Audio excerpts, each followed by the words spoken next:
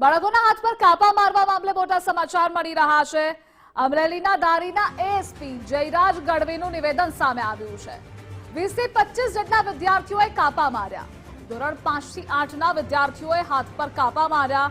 હાથ પર કાપા મારવા 10 રૂપિયાની લાલચ અપાઈ હતી। પેન્સિલના શાર્પનર વડે હાથ પર કાપા માર્યા। ગુનેગાર જણાશે તેની સામે કાર્યવાહી કરાશે।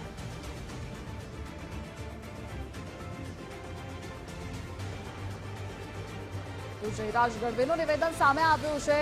પેન્સિલના શાર્પનર વડે હાથ પર કાપા મારવામાં આવ્યા છે। હાથ પર કાપા મારવા 10 રૂપિયાની લાલચ અપાઈ હતી।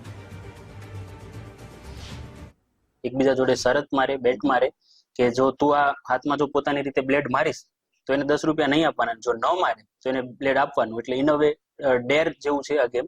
જે બાળકો છે એ પોતાની રીતના આવી રીતના જે પોતાના હાથમાં છે એ આવી બ્લેડ મારેલી છે।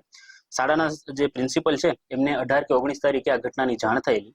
21 તારીખને એમણે જે શાળાના જે વાલીઓ છે એમની મીટિંગ બોલાવી અને એનામાં તાલુકા જે કેળવણી નિરીક્ષક છે રમેશ માલવિયા એ પણ હાજર રહ્યા હતા અને બધા બાળકોને અને વાલીઓને જાણ કરવામાં આવી હતી। અને જે બાળકો છે એમણે પણ ભવિષ્યમાં આવી કોઈ પણ કૃત્ય નહીં કરે એવી બાંહેધરી આપી અમે નથી આવ્યો, અથવા કોઈ પણ બાળકે કોઈ મોબાઈલમાંથી જોઈ અને એવું શીખ્યા હોય એવું અત્યાર સુધીમાં જાણ નથી કરી।